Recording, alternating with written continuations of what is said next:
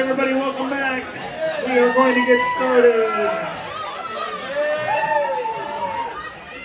So if you would please direct your attention to the stage, to somebody who probably doesn't need the microphone, but we're going to give it to him anyway because he can project. But here's John.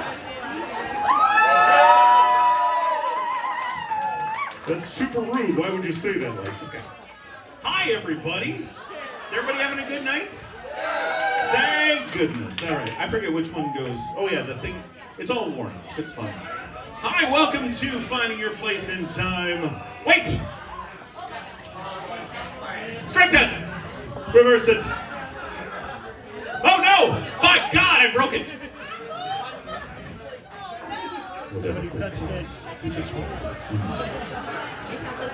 Finding your time and place. That's right. And charting the unchartable atlas. Or, when the heck was this map made anyway? I'll do that. It's a lot of names, My name's Sean Maddening. I am a pro wrestling ring announcer. That's right, it's the Mall of America, that's right. I don't fuck around. I'm a wedding officiant in Ramsey County, so if anybody's looking to get hitched, absolutely, come find me. I'm a St. Paul historian, amateur. And I'm a general malcontent. That's when I got into a fight with Larry the Cable Guy over a decade ago. But that's alright, I'm still here. I love maps. This map right here is a real estate plat map. This building is where you are right now. This is like it. I know. It's very exciting. Maps are a mixture of cool drawings and old stuff, which means they're for me. Maps can be cool like end papers in novels, such as Game of Thrones, where you see where Westeros is, and you're like, oh, well, I gotta go from here to here. Where the fuck is Bear Island? I don't even know. Or an end paper for a fictional suburb where a murder takes place, like in Where the Body Was. Or a historical version of St. Paul in the novel Until They Bring the Streetcars Back, which is the school year of 1949 to 1950 in St. Paul, and it's really cool because you kind of figure out, where is this person's house related to school and blah, blah, blah. Anyway, local maps are the coolest maps. Anybody, who's here from St. Paul? Who lives in St. Paul? Oh, okay, fantastic. Anybody here from the other side of the river? Oh, great to see so many people from West St. Paul. That's wonderful. St. Paul here is, in this 1910 postcard, is the center of the earth. And even tattoos on some weirdos that are the Minnesota Territory with their intended territorial motto. Like, I don't know, I'm a dork. Anyway, I collect maps. Look at all these maps. Oh, jeez. So I found this map in a shop. Oh God, I think it was in Milwaukee, and I decided to pick it up. And I was wondering, when the heck was this map printed anyway? What do? You look for clues. You look at roads, you look at the place names, because place names change over time, and other hints, such as, here's the legend of this map.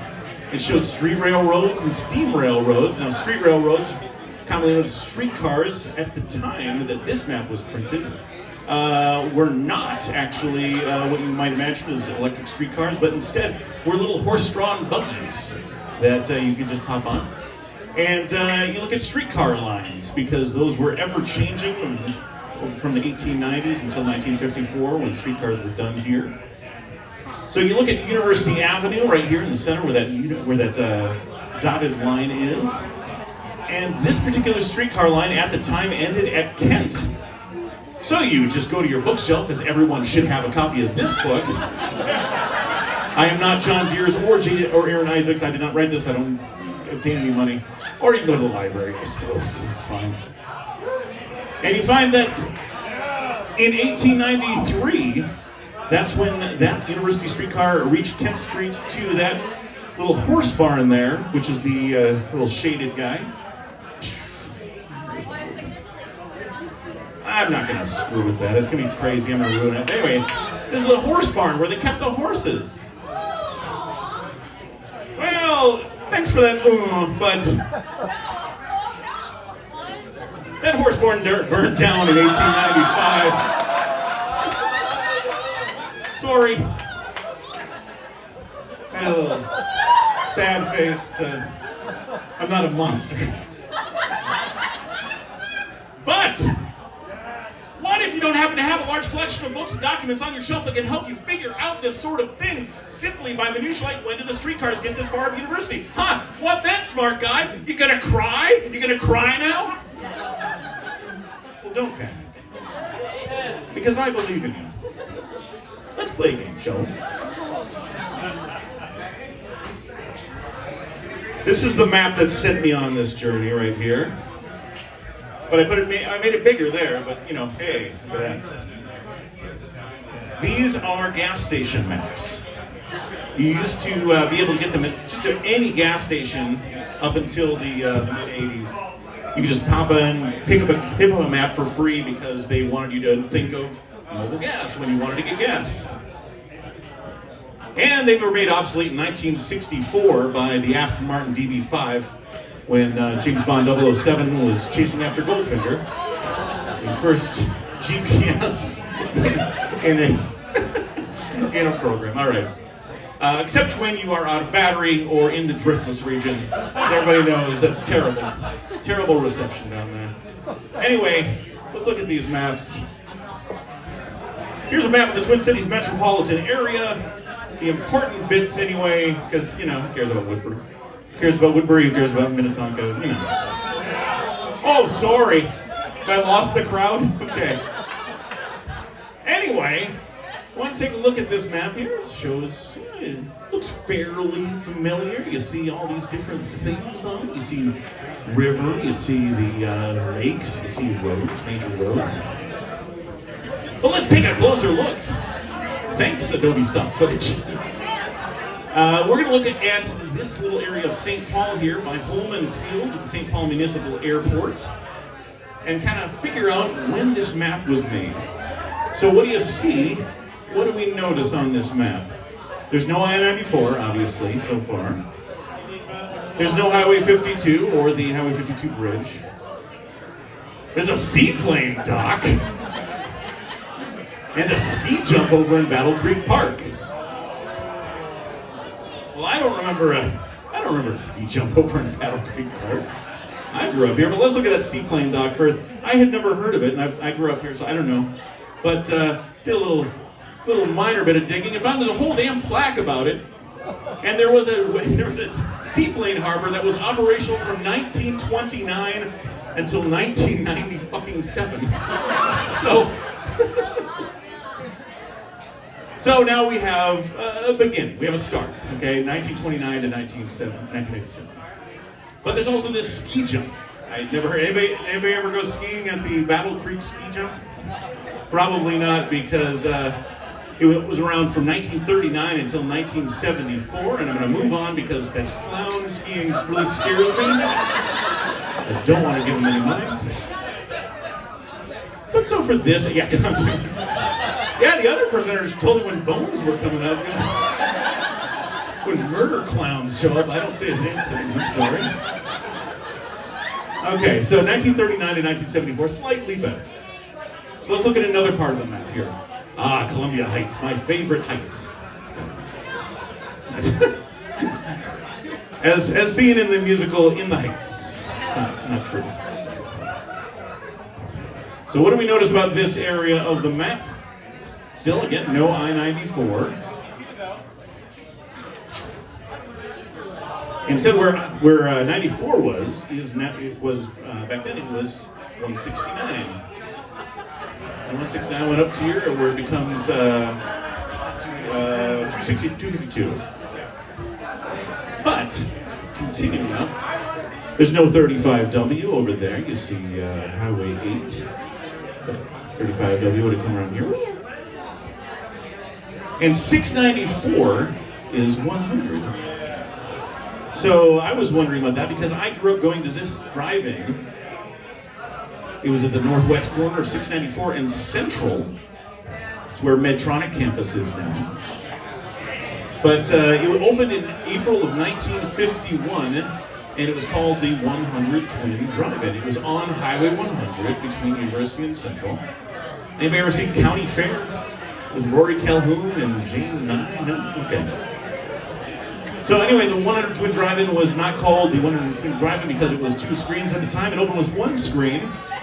It was called 100 because of Highway 100, and it was called Twin because of the Twin Cities. Anyway, back to this map. Before 694 and 494 formed a loop around the Twin Cities, we had this, which was called the Beltline. And that was just a conglomeration of roads and mini highways, I suppose, that just made a loop around. So no big bridges across the Mississippi. So you had around here where 494 is this way, and the Mendoza Bridge over here, blah, blah, blah. But it went over here, blah, blah, blah. Yeah, anyway. That was the entire thing, the entire circle was called Highway 100, which I'm sure was very confusing. But they wanted to build a super belt line even farther out that just kind of touched Gray's Bay over here, all the way out in Lake Minnetonka, all the way up to Hugo. But back to this map again. The Beltline existed from 1950 until 1965, so we really narrowed it down quite a bit.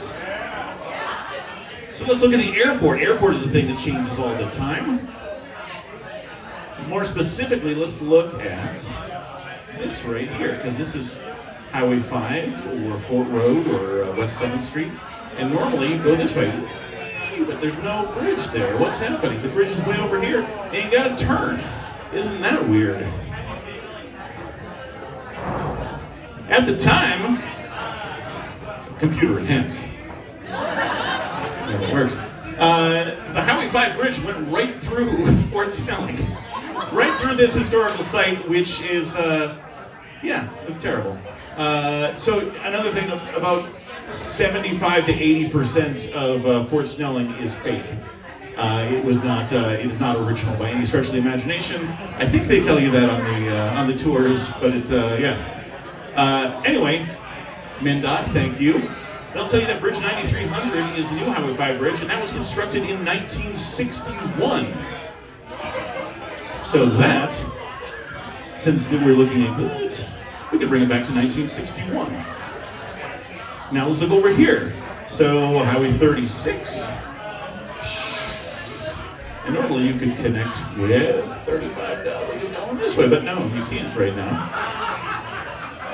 There's no 35W because 35W wasn't constructed in that area until 1970s, right here. Deleted. There's also no Highway 280, and that is the aha moment, because the north half of 280 was built in 1954, which brings us 1950 to 1954, and that's good enough. Or is it? Because way at the top of this map is a lake called Wood Lake here. And Wood Lake is now called Spring Lake. I knew because I went swimming there as a child. It's called Spring Lake, but back then it was called Wood Lake. Spring Lake Park, the city that is named after Spring Lake, was incorporated in 1953, which means it was probably 1950 to 1952, right before the lake was renamed and then the city was renamed. Woo.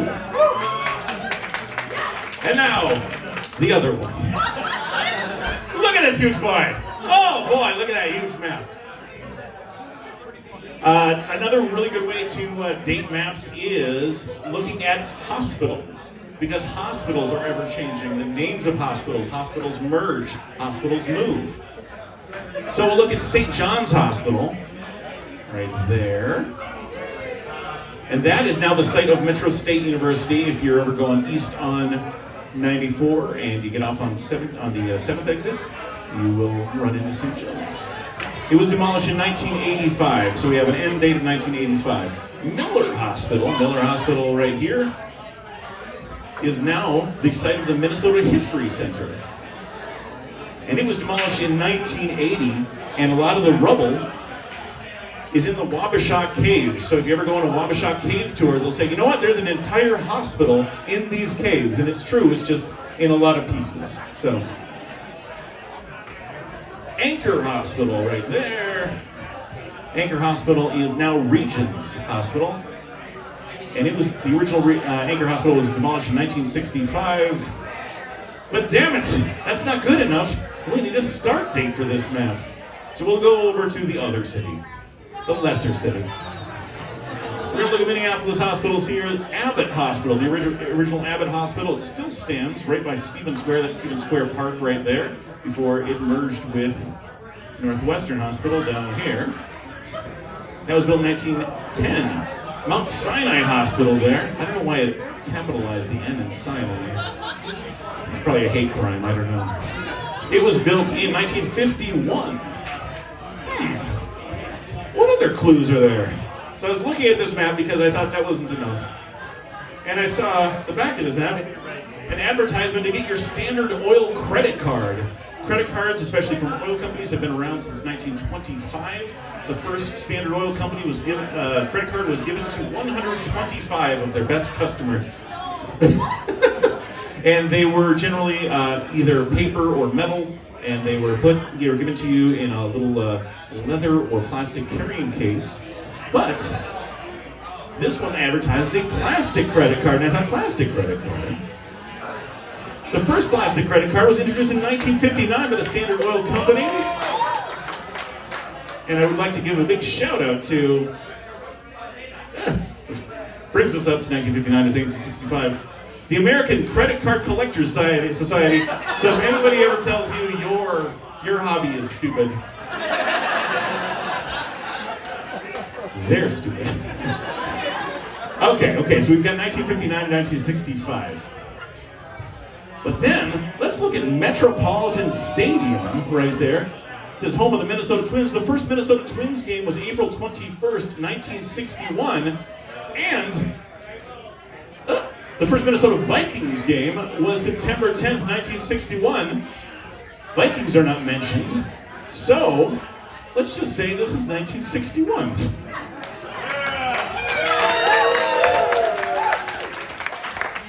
Maybe, because, like most people, maybe they just didn't care about the Vikings. That's fine. Because right up here, there's some interesting thing right here where 36 would turn into 35W going this way and 280 going this way. And you see this thing called the Armour Golf Course. That is where the Francis A. Gross Golf Course is now. And that was renamed in 1947. So, maybe they just didn't care. Or they missed it, and that's fine. Any questions?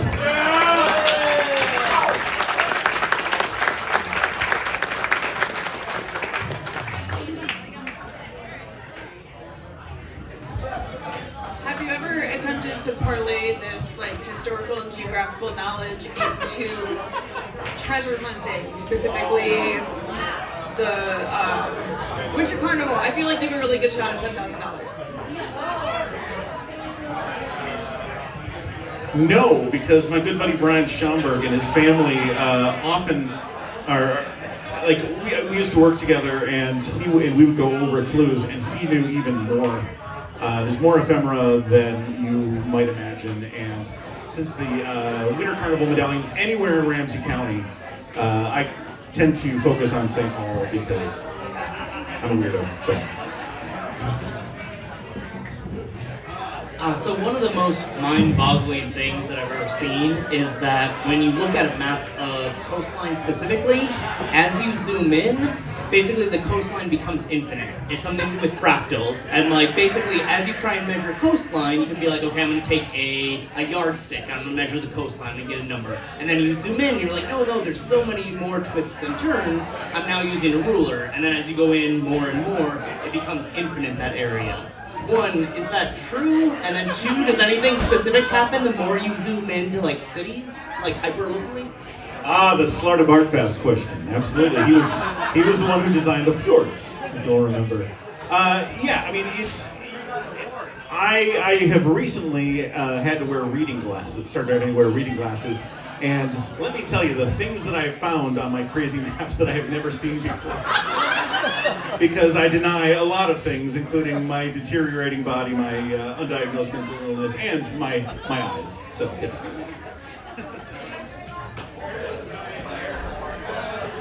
Why don't they date maps?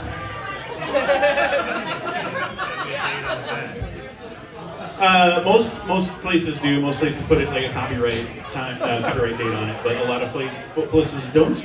And that's primarily a lot of my maps are dated.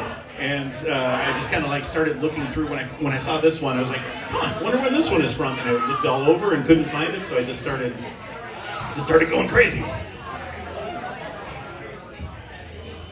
How did you get into maps? Tell us about your journey.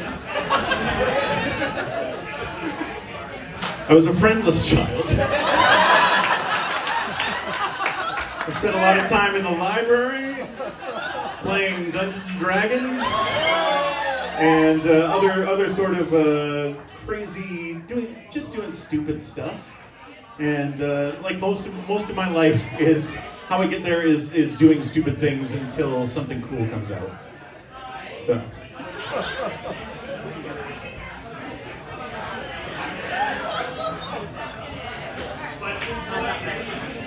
Hello. You know, say in the map from the 1890s, there was different names.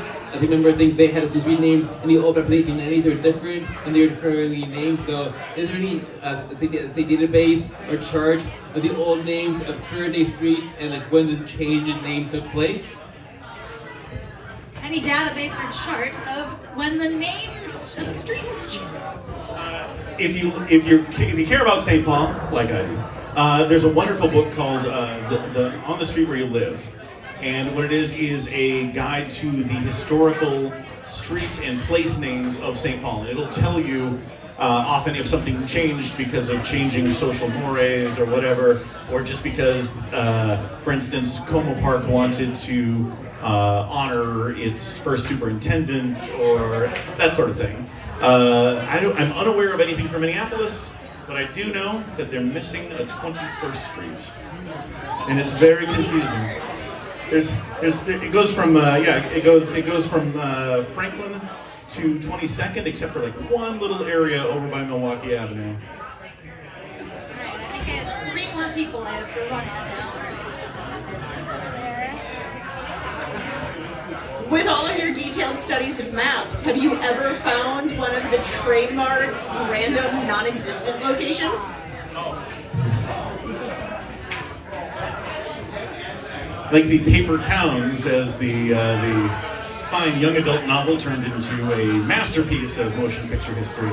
I've gone through. There's actually I went to a fake town in Nevada because I wanted to spread my dad's ashes in Area 51 because that was the closest. The belief in extraterrestrials was the closest thing my dad had in the belief system.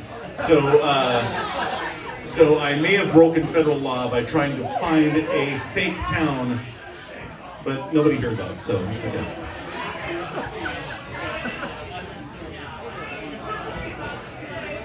This is very random, but do you have any advice for maps of the Driftless? Because I'm regularly stuck over there, and I'm terrible at navigating by map. Just stop in a cool town. There's lots of cool towns, and and just ask somebody. Because the cool thing about the Driftless region is there's a lot of really neat towns there that you just would never go through if you went on a freeway or on an interstate. Oh, the driftless region. Okay, Glacial Lake Agassiz. Well, okay, anyway. So there's this whole part of like southeastern Minnesota to southwestern Wisconsin that has all these bluffs and crazy shit that is in. I don't talk about that. But come on. That's the driftless region. But it's even in 2025, it is very difficult to get quality cell service through there. So yeah, it's just kind of like it's like the old days on Route 66. You just stopped and said, "Hey, where the f am I? Where can I go? And what's good to eat around here?" It's kind of a fun way to do things.